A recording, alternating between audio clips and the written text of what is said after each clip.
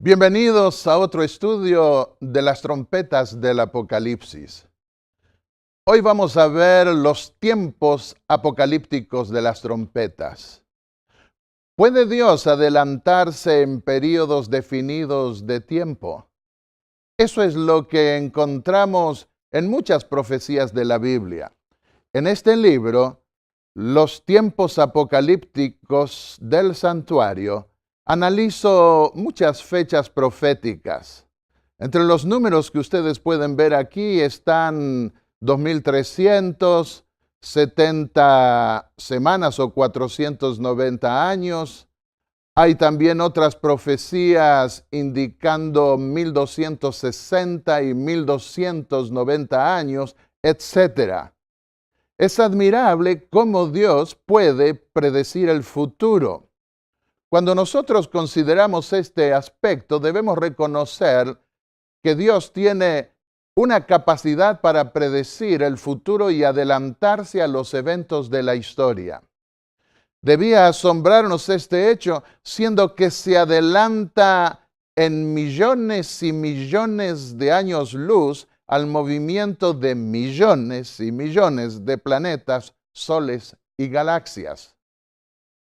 Es un Dios tan grande que no puede entrar en nuestra cabeza, en nuestra mente.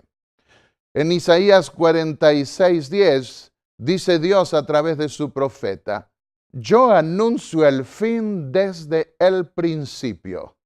Anuncio el futuro desde mucho antes. Yo digo, mis planes se realizarán. Yo haré todo lo que me propongo. Una vez que se introdujo el pecado, Dios dio una especie de tiempo a este mundo para revelar su fruto nefasto, pero también para revelar su plan de salvación.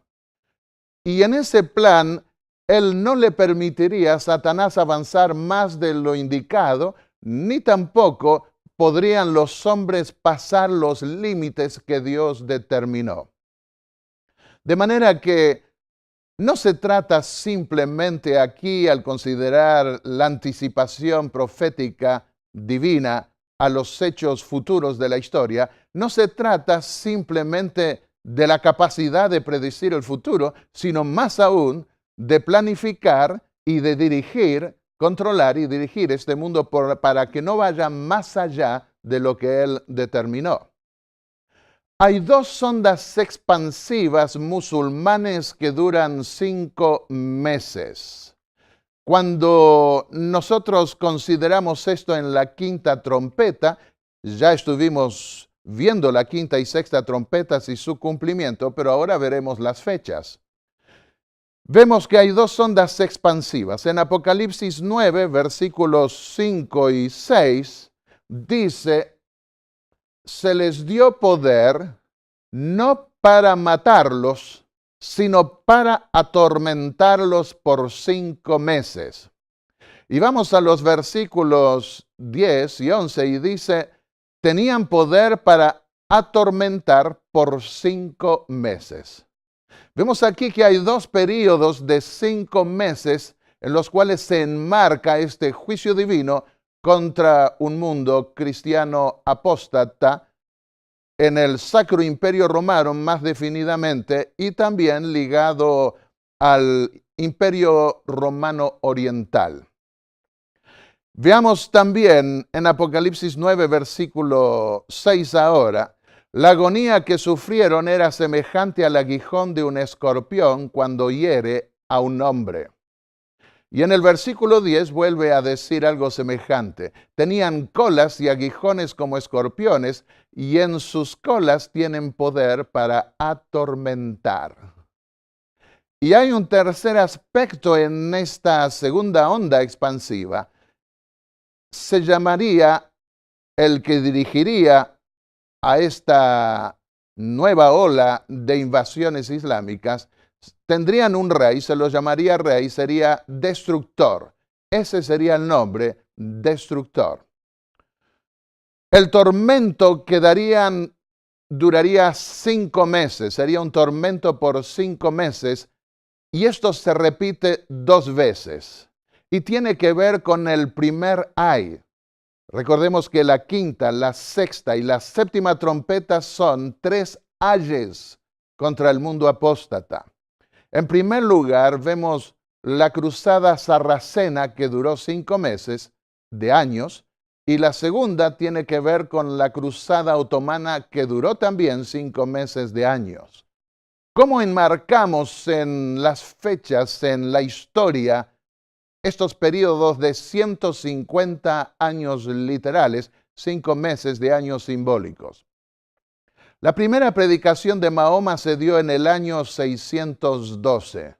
Fue un discurso inflamatorio que iba a permitir lanzar ejércitos invasivos contra el mundo infiel.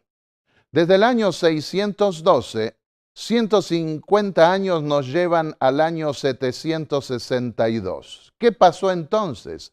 El 30 de julio del año 762 se funda Bagdad, la capital del Imperio Otomano, por el califa al-Mansur. Aquí vemos el palacio abásida.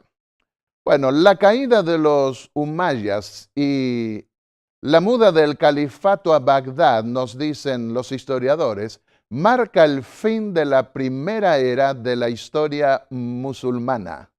En Bagdad entró un nuevo espíritu. Así que vemos que hay desde el año 612 hasta 150 años después, vemos allí el cumplimiento de una tendencia más definidamente. Bagdad fue llamada Dar es Salam, casa de paz, y se inicia un nuevo espíritu. Pero desde la perspectiva militar nosotros podemos ver que la primera expedición militar que se dio en el año 632 fue por Abu Bekr. Bajo el dominio de Abu Bekr se dieron los primeros avances, nos dicen los historiadores. Por primera vez el Islam llegó a ser una fuerza política y militar a través de Arabia. Esto lo dicen las enciclopedias históricas. 150 años más tarde nosotros llegamos al año 782. ¿Qué nos dice la historia? Harún ar-Rashid, que para ese entonces era general de los sarracenos, a través del ejército abásido, llegó por primera y última vez a las costas del Bósforo, frente a Constantinopla, la capital del Imperio Romano Oriental. Harún ar-Rashid intercambia embajadas después con Carlomagno y el Imperio Bizantino. Se considera generalmente el reino de Harún ar-Rashid, nos dicen los historiadores, como el apogeo del poder abásido. Pero en ese tiempo cuando se ven los primeros portentos de declinación. Y Harún ar-Rashid va a dividir ese imperio que se logró formar entre sus hijos y se iba a debilitar. Otro historiador: el califato alcanzó su cima de poder, riqueza y cultura en su tiempo, pero si su reino coincidió con una curva histórica, tuvo que ver personalmente más con la caída que con el ascenso. Estamos haciendo hablar a historiadores de una manera objetiva, porque esos historiadores no saben nada de profecía, pero confirman inconscientemente lo que la Biblia decía.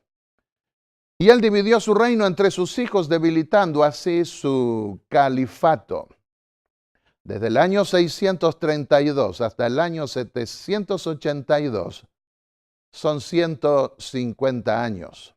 La primera expansión con los sarracenos podemos verla representada en este mapa, desde el año 632 al 782. Y la segunda expansión a través de los turcos otomanos se daría desde 1299 a 1449. Pienso que todos tenemos en mente que hay 2 períodos de 5 meses proféticos. En 1299, ¿qué pasó? Se funda el Imperio Otomano en ese año. Ese dato es reconocido por todos. En principio, cuando ustedes van a Turquía, las guías turísticas o los panfletos que les dan muestran que fue fundado ese imperio en el año 1299. Y Otman significa quiebra huesos. Fue el fundador de este imperio. 150 años más tarde llegamos al año 1449. ¿Qué ocurre?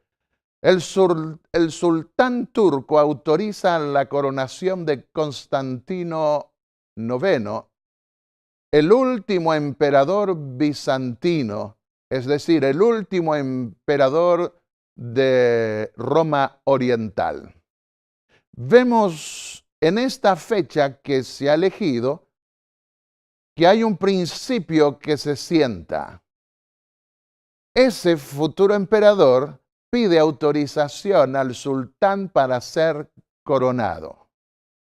Ese es un acto de sumisión, de pérdida en cierta medida de soberanía. Apocalipsis 9:12 dice, el primer ay pasó. Los otros 2 ayes están para venir. Es decir, las otras 2 trompetas. La 6ª trompeta nos había dejado en una época anterior, en principio al tiempo del fin, porque la voz sale de entre los cuernos que están sobre el altar de oro. Y recordemos que es en la 7ª trompeta que se abre la puerta al lugar santísimo, al juicio y a la conclusión, no solo del juicio también, sino de las trompetas. La voz celestial proviene aún de los 4 cuernos del altar de oro, de donde se responde al clamor de los mártires por justicia.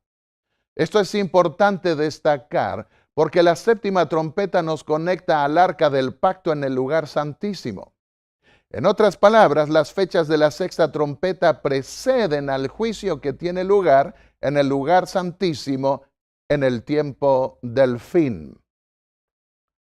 ¿Qué dice la 6ª trompeta? Fueron sueltos los 4 ángeles que estaban listos para matar por 1 hora y día y mes y año. Ahora, esto se puede traducir de distintas maneras si tomamos en cuenta algunas alternativas del griego bíblico. Fueron sueltos los 4 ángeles para esta misma hora, es decir, esta hora de juicio correspondiente a la 6ª trompeta, enmarcaría todo el tiempo de la 6ª trompeta. Un día, aún un día, un mes y un año. O, de una manera parecida, fueron sueltos los 4 ángeles para esta hora de juicio de la 6ª trompeta. Esto es un día, un mes y un año. La mayoría de los protestantes desde varios siglos, antes que expirase este periodo de tiempo, entendieron esto como una prolongación de tiempo. Veamos de qué manera. Fueron liberados los 4 ángeles que estaban listos para matar por 1 hora, un día, un mes y un año. Día, mes y año. El año representa 360 días. Sabemos que astronómicamente son 365 días y unas horas, pero para propósitos proféticos, la Biblia enmarca en 360 días. Ellos solían agregar un mes bisiesto cada cierta cantidad de años para ajustar el calendario lunar al solar. Pero en materia profética, y no podemos entrar en detalles en todos los pormenores, son 360 días que representan 360 años. Esto ocurre en una época donde todavía vivimos bajo la dispensación cristiana, donde se dan realidades, pero donde se dan profecías que tienen fechas proféticas simbólicas. Dijo el apóstol Pablo en 1 Corintios 13, que solo cuando termine este mundo y nos encontremos delante de Dios, cesarán las profecías y veremos cara a cara. Por eso los 1000 años son literales al final, pero acá está proyectado esto en forma simbólica. Un mes, 30 días equivale a 30 años, un día equivale a un año y una hora equivale a 15 días. Algunos han querido darle a la hora una dimensión profética. Otros piensan que la hora no tiene dimensión profética y refiere una época, definidamente, y es la época del juicio correspondiente a la sexta trompeta.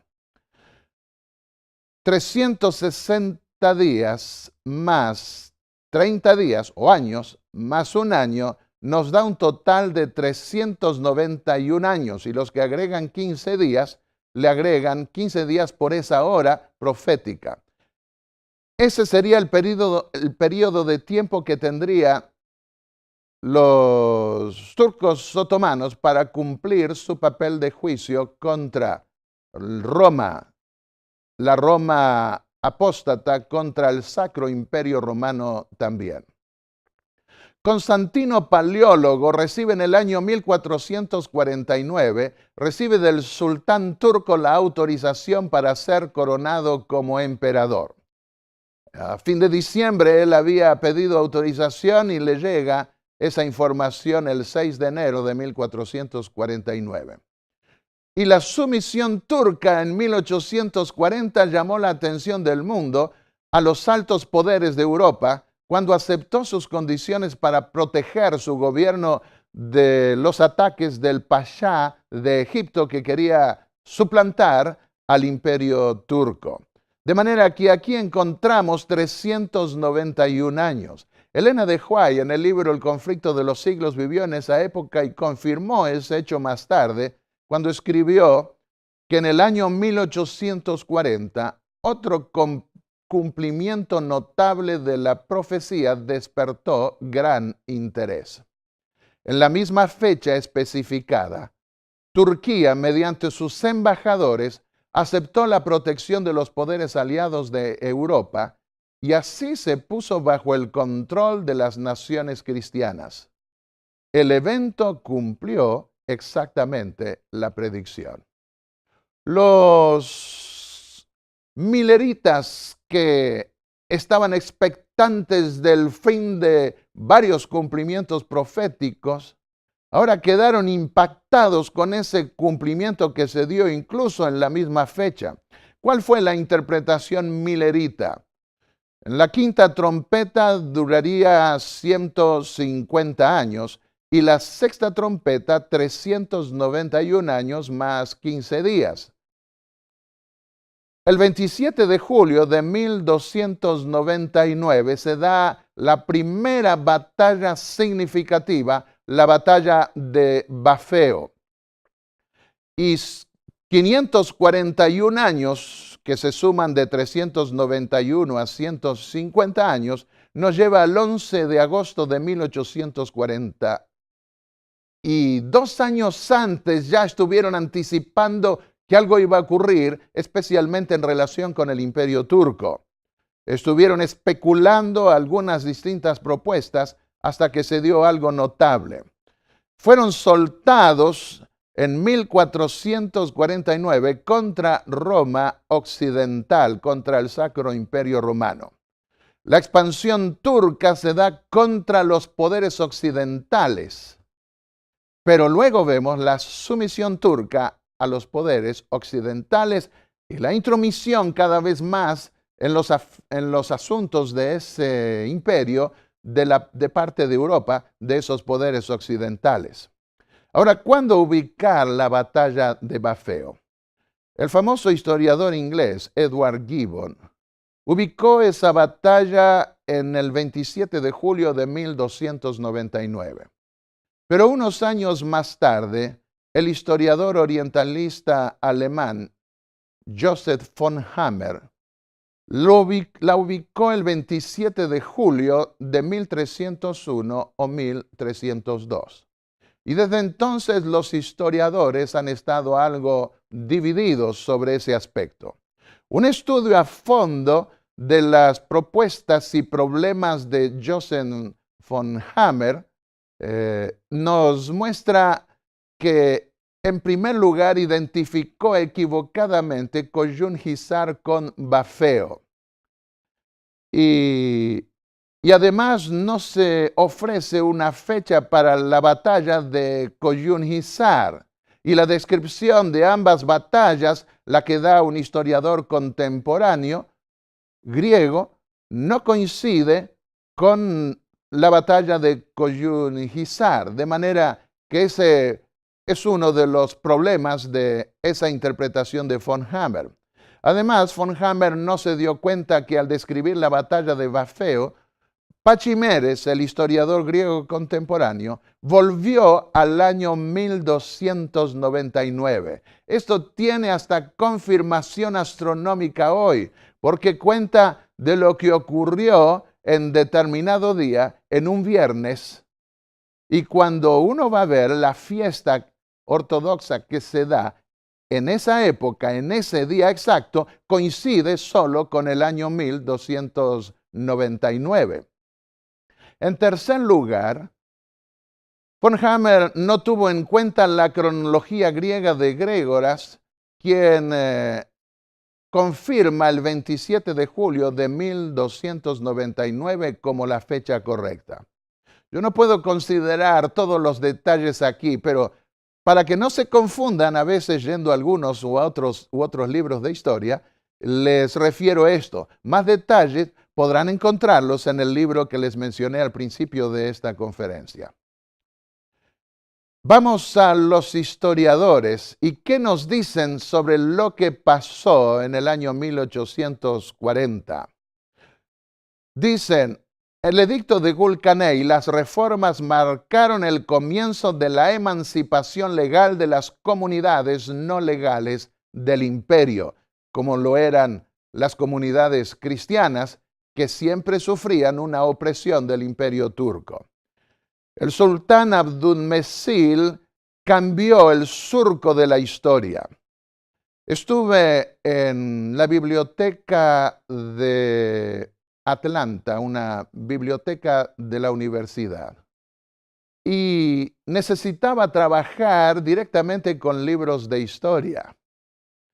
Fui un día, no había luz, pude pasar libremente. No podía entrar en ninguna computadora y pregunté, ¿dónde está la sección de historia? Me dijeron en el 6º piso. 6º, 4º, ahora no recuerdo los detalles. Y fui por una escalera, llegué allí y estuve trabajando horas buscando material. Y quedé tan extasiado viendo los testimonios más recientes de la historia. Pero cuando salí había vuelto la luz. Y me pidieron para salir que muestre mi tarjeta que dan en la biblioteca. Le dije, ¿qué tarjeta? No, yo no tengo. ¿Y cómo entró acá? Y yo no sabía, no había nadie. ¿Y dónde estuve? Y estuve allá arriba. Pero ahí no puede ir usted.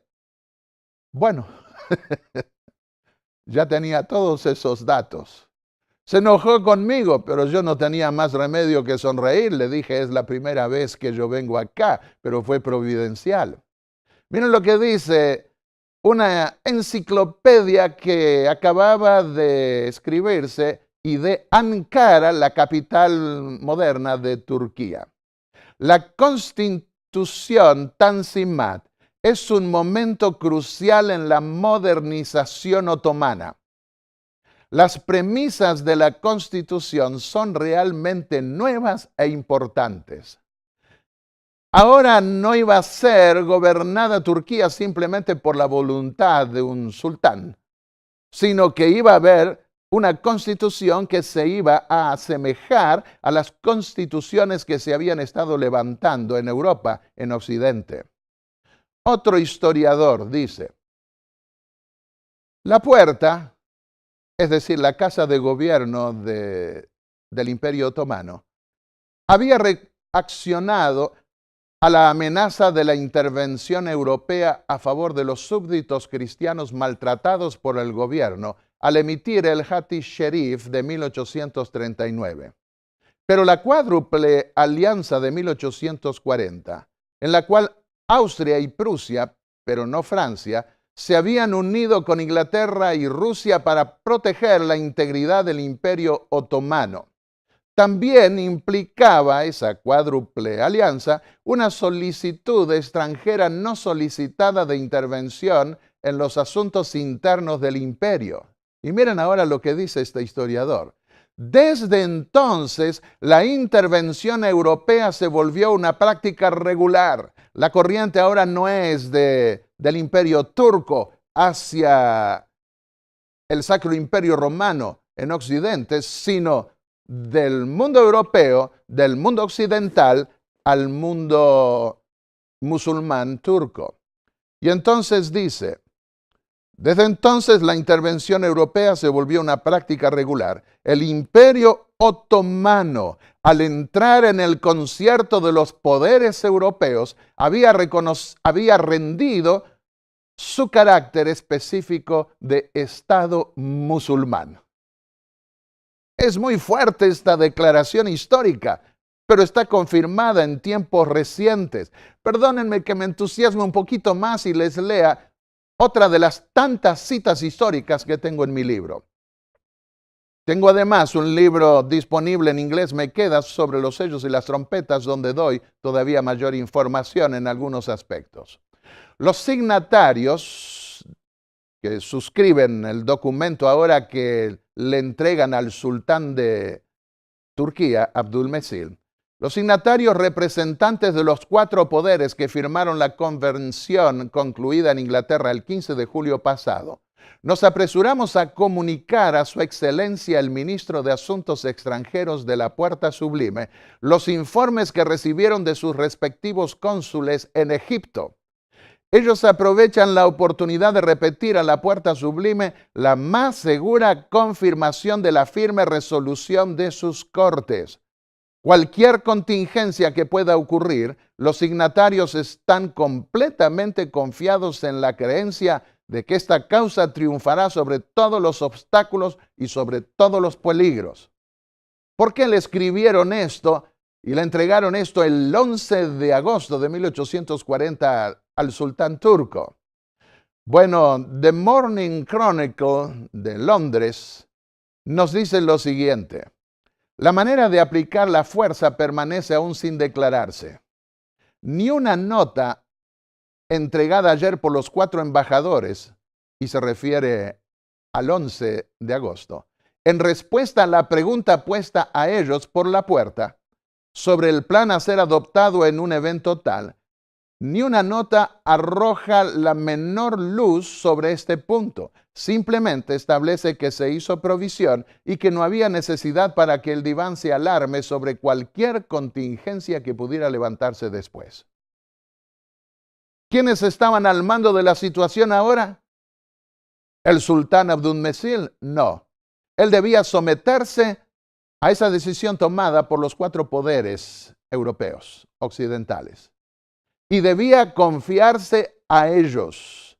Los que eran los amos de la situación eran los europeos, no más ese sultán que estaba aceptando someterse a esas autoridades europeas. Y no le quedaba más remedio porque su imperio estaba ya por derrumbarse ante el Pasha de Egipto. 3 cosas claves suceden el 11 de agosto de 1840. El convoy Rifat Bey llega a Alejandría con la orden de los 4 poderes, de someterse a los 4 poderes. Le llega eso al Pasha de Egipto. El Pasha de Egipto sabía a qué venían. De manera que unos 2 días antes se fue y mandó que cuando llegasen se pusiese en cuarentena al barco, porque antiguamente para evitar que entraran pestes, se los ponía en cuarentena los barcos antes de poder entrar, hasta que el Pashá de Egipto les diese la autorización. Pero la llegada de ese convoy causó, dicen los diarios, una gran sensación en Egipto, en Alejandría. ¿Por qué? Porque sabían que venían a requerir el sometimiento a las autoridades europeas. En segundo lugar, Sir Charles Napier aparece en Beirut el 11 de agosto de 1840 y ultima al gobernador de Siria a entregarse y a retirarse de allí sin esperar la respuesta del Pashá de Egipto. Y en ese mismo día, 11 de agosto de 1840, se asegura al sultán Abdülmesil en Turquía que sería protegido por las 4 naciones europeas. Eso aparece en la nota oficial de los representantes de los 4 poderes a la puerta. Y como él quería saber cómo iban a hacer en el caso de que el Pashá de Egipto se rebelara, ellos le dijeron que eso no le competía a él, sino a las naciones europeas. Él debía simplemente someterse a esas directivas que ya venían de Europa. Otro historiador, los años 1840 a 1870 fueron en verdad revolucionarios al traer a Turquía y Europa en estrecho contacto y en suministrar las condiciones bajo las cuales Europa comenzaba a ejercer su influencia directamente. Este historiador no está hablando de profecías tampoco, pero está confirmando lo que ocurrió.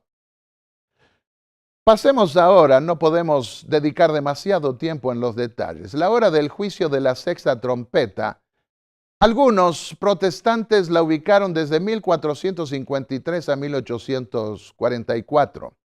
Los historicistas de los siglos XVIII y XIX entendieron que los musulmanes habían sido retenidos durante siglos por Constantinopla y concluyeron que no fueron soltados hasta 1453 con la caída de Constantinopla. Por consiguiente, predijeron que el tiempo de juicio implicado en la sexta trompeta terminaría en 1844. Y entre los numerosos ejemplos podemos mencionar toda una lista que no vale la pena que aquí las mencionemos, simplemente están en mis libros y en esta diapositiva. Ahora, Josías Litch introdujo con Guillermo Miller un cambio en las fechas de la sexta trompeta. Mejoró la propuesta del Miller. En la quinta trompeta habría 150 años de 1299 a 1449. Y comenzaría con la batalla de Bafeo, ubicada el 27 de julio de 1299. Se vio allí la sumisión del emperador al sultán, como ya la mencionamos. La sexta trompeta duraría 391 años más 15 días, equivalente a la hora profética. Eso nos lleva de 1449 a 1840, más definidamente el 11 de agosto. Recordemos que en la quinta trompeta decía que se les iba a dar poder para atormentar, pero no para matar. Eso ya lo consideramos en otro tema anterior. Pero ahora se sueltan para matar, además de, por supuesto, atormentar. Y por eso vieron en ese lenguaje un elemento que los guiaba a unir los 2 períodos. Se vio entonces la sumisión del sultán a los poderes occidentales, como acabamos de verlo. Pero veamos esa interpretación que muchos protestantes tuvieron siglos antes que se completara esta profecía. La caída de Constantinopla se dio el 29 de mayo de 1453.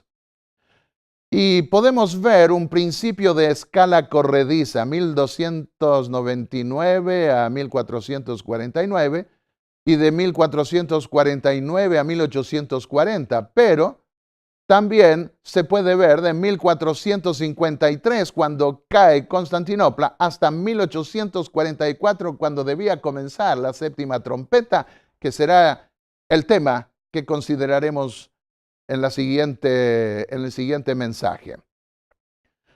Sueltos para matar, dice allí. ¿Qué ocurrió en 1844? Se promulgó la ley de apostasía. Strafford Canning, un celoso embajador protestante de Inglaterra, obtuvo de Turquía el edicto conocido como ley de apostasía.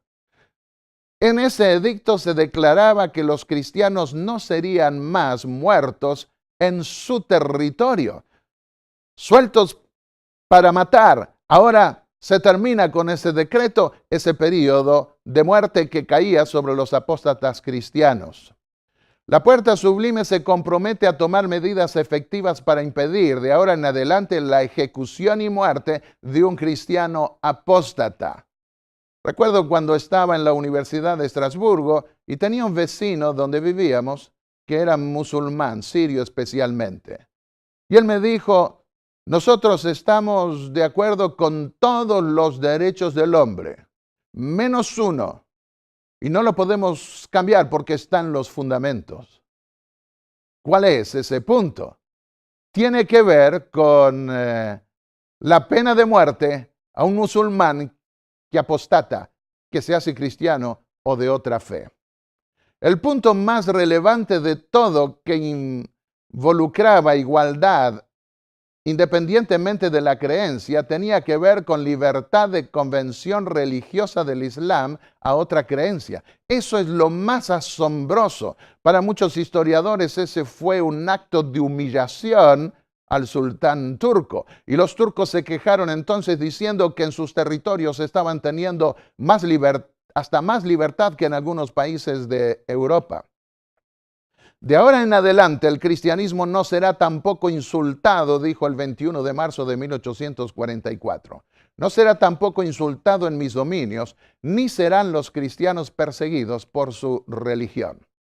Además, el visir Mustafa Reshid Pasha, autor del Tanzimat, vasto plan de reformas o constitución, fue considerado el más grande estadista y occidentalizador del período de reforma.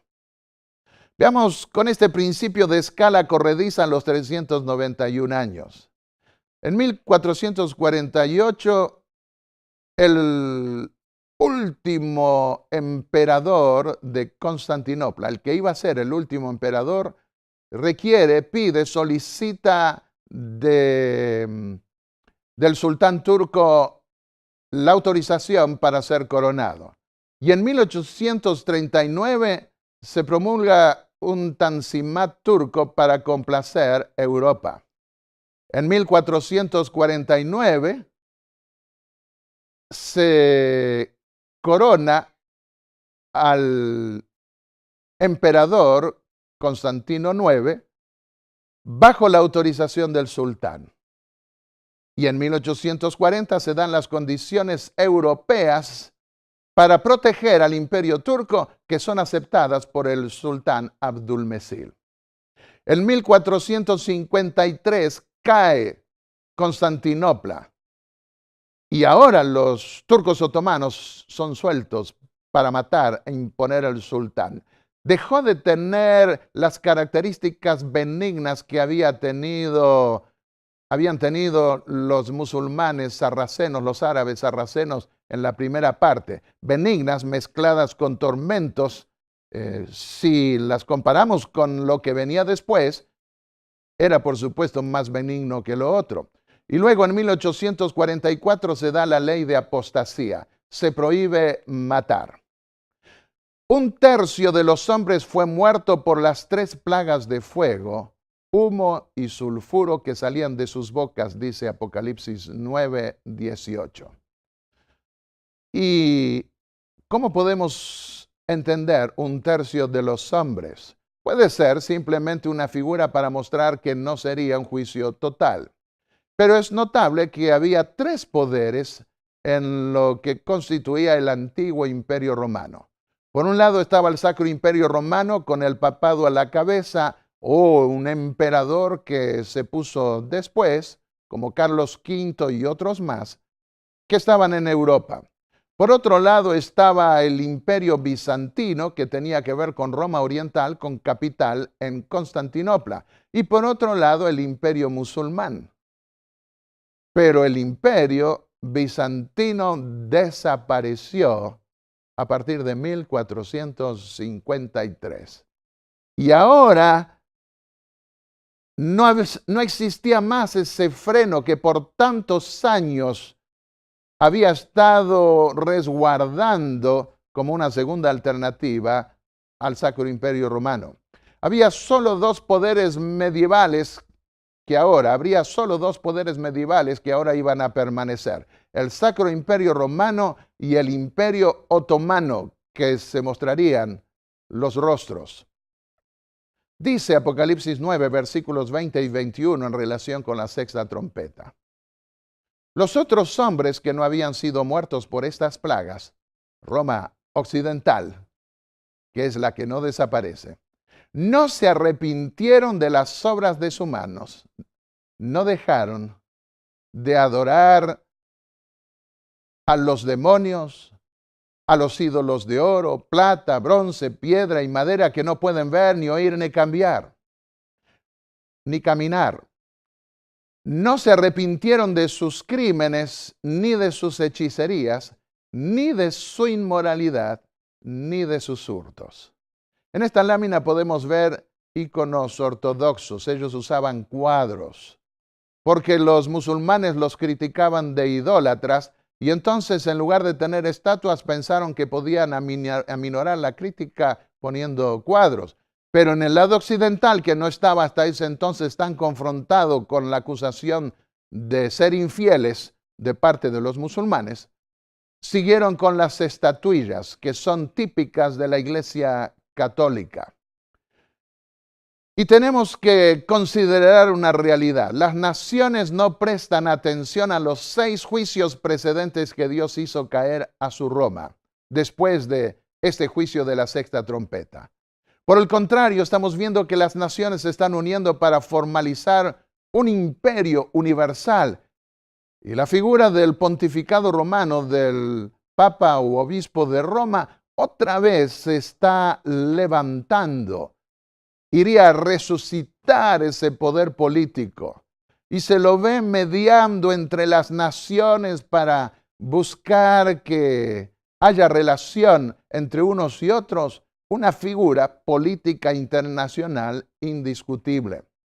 Pero Dios se opuso a lo largo de los siglos a que se formen grandes imperios universales, y por eso castigó al Imperio Romano. Al surgir otra vez el ansias de formar un imperio universal y que no se basará en los principios del Creador, eso llevará a la crisis final y a la séptima trompeta, al juicio final de Dios. Al no prestar las naciones atención a esos 6 juicios pasados contra el imperio opresor de Roma en sus 2 distintas fases, ahora en su tercera fase, Dios es justificado en su corte celestial para derramar la séptima y última trompeta. Conocen estos muchachos sin duda. No sabían ellos, y no saben muchos musulmanes posteriores a estos, que quieren volver a formar califatos, que quieren volver a imponerse en el mundo. No saben que el tiempo musulmán ya pasó. No habrá una tercera ola expansiva. Desde 1840 y 44, los musulmanes están y continuarán estando ahora bajo las Naciones Unidas. Son ellos, las Naciones Unidas, que imperan. Lo que vemos son estallidos de furia de muchos musulmanes que todavía sueñan con el cumplimiento del Corán, de ponerlos, según presumió Mahoma, sobre toda otra religión en el mundo. Miren lo que llegó a decir Osama Bin Laden. Ya pasó, estará en el fondo del mar en algún lugar. Hemos sufrido, dijo, y continuamos sufriendo por causa de las Naciones Unidas. Los que presumen ser líderes árabes y cuyos países son miembros de las Naciones Unidas son infieles que han traicionado al Corán y a la tradición del profeta porque decidieron rendirse a la legalidad internacional en lugar de rendirse al Corán. Quiero decirles de todas maneras que hay muchos musulmanes que son moderados y ellos explican que las expresiones más fuertes de Mahoma en el Corán se debieron a que en sus días no había un organismo internacional como las Naciones Unidas para arreglar los problemas y las tensiones entre las naciones, y por eso debieron recurrir a esos medios, algunos realmente atroces en el pasado. Pero hoy contamos con un organismo que nos protege y por eso ellos quieren mantener una línea moderada, considerando que algunas declaraciones del Corán no se aplican hoy porque es un contexto diferente. Pero otros musulmanes, los más radicales, quieren reaccionar a toda costa. La era musulmán ya pasó.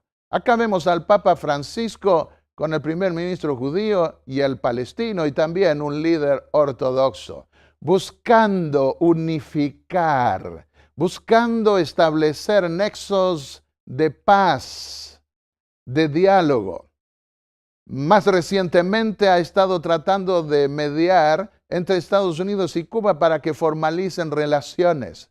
Así que la figura del pontificado romano está volviendo a ser prominente y Roma resurgirá otra vez, pero el resultado será que se volverán excluyentes, porque no vendrá de Roma la salvación, sino la salvación vendrá de arriba.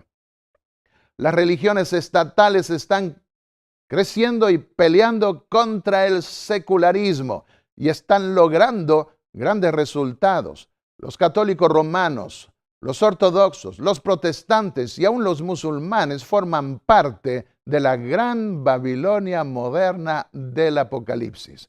Con creencias divergentes, no importa en la forma, queremos unirnos. Por supuesto, nadie quiere la guerra. Todos queremos paz. Pero la Biblia nos advierte que cuando digan paz, vendrá destrucción repentina. Y eso lo estamos viendo aún hoy. No se podrá formar, establecer, asegurar la paz del mundo mientras la ley de Dios, tal como Él la escribió, no se inscriba en el corazón y en la mente de las personas. Y por eso dice también Dios a través del profeta Isaías, no habrá paz para los impíos, no habrá paz para los malos. Los malos no son como esos malos de la película que a veces se representan, necesariamente no lo son así. Los malos son los que no obedecen la ley de Dios, así de sencillo, aunque puedan parecer buenos y tengan buenas relaciones con todo el mundo. Así que vivimos en toda esta etapa del tiempo del fin en una lucha entre el secularismo contra la globalización religiosa y viceversa. Las más grandes religiones se están uniendo hoy para ver si pueden imponerse al secularismo global, al secularismo, a gobiernos en donde no les importa lo que digan o hagan las religiones, enmarcan la separación de iglesia y Estado. En eso consiste la lucha actual. Apocalipsis 17 dice, en los días cuando el séptimo ángel esté por tocar su trompeta. La sexta trompeta nos dejó en 1840 o en 21 de marzo de 1844, si tenemos en cuenta la escala corrediza. La sexta trompeta ya pasó. No se la menciona más a partir del capítulo 10 de Apocalipsis. Y en cambio se anuncia la séptima trompeta. El ángel con el librito se ubica entre la sexta y la séptima trompetas y dice, el misterio de Dios, cuando empieza a tocar la trompeta, el misterio de Dios terminará o se completará o se cumplirá, como Él lo anunció a sus siervos, los profetas. La séptima trompeta implica también el desellamiento de las profecías que el ángel había mandado a Daniel sellar para el tiempo del fin. Daniel no podía entender lo implicado en el tiempo correspondiente a la purificación del santuario. La séptima trompeta, en cambio, abarca el tiempo del juicio. Juan escribió: llegó el tiempo de juzgar a los muertos.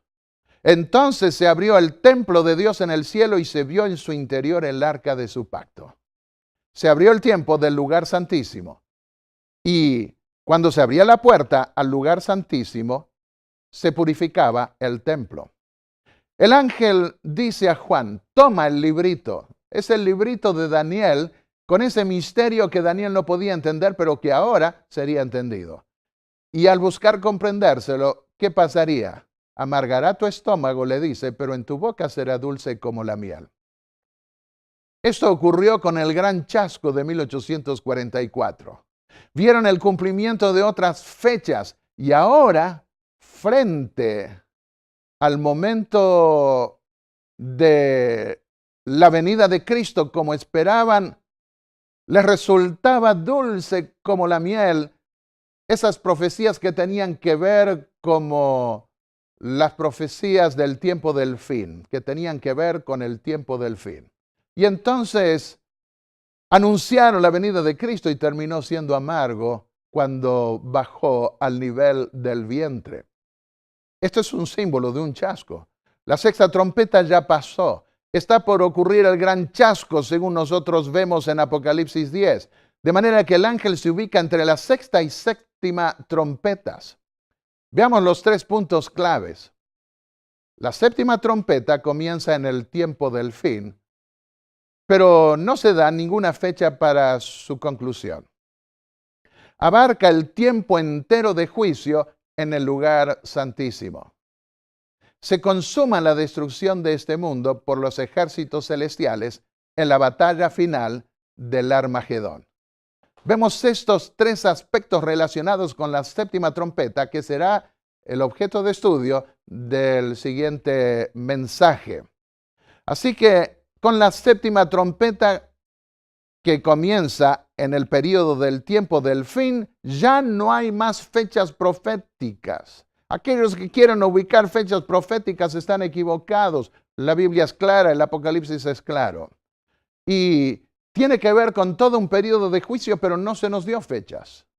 Se consuma al final la destrucción de este mundo con esos ejércitos celestiales en la batalla final del Armagedón. Querido amigo que me estuviste escuchando hasta aquí, si lo hiciste, te felicito porque quieres conocer más a fondo esas profecías de la Biblia. Cuanto más a fondo estudiamos las profecías de la Biblia, más impresionados quedamos con la planificación divina de este mundo y con la certeza de que nos acercamos a los momentos finales de la historia. Prepárate para recibir al Señor. Preparémonos para recibirlo. ¿Cómo podemos prepararnos?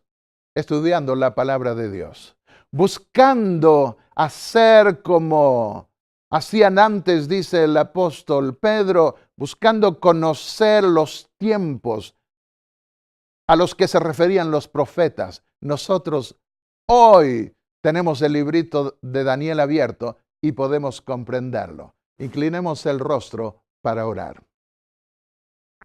Padre y Dios Santo que estás en los cielos, una vez más venimos a ti, confiados en que tú abrirás nuestra mente y nuestro corazón para entender las verdades, esas certezas que necesitamos para soportar la crisis final que se avecina en el mundo. Ayúdanos a afirmar nuestra fe y ver cómo en cada punto, en cada detalle, se cumplen tus designios. Y queremos que esos designios se cumplan también en nuestra vida. Porque de nada sirve que nos enteremos de todo esto si realmente no nos convertimos a ti, a tu evangelio, a tu ley. Y si no limpiamos nuestra vida con la sangre del Cordero que dio su vida para redimirnos. En el nombre de Jesús te pedimos que nos des el triunfo sobre los poderes del mal en esta época decisiva de la historia del mundo. Por Jesús.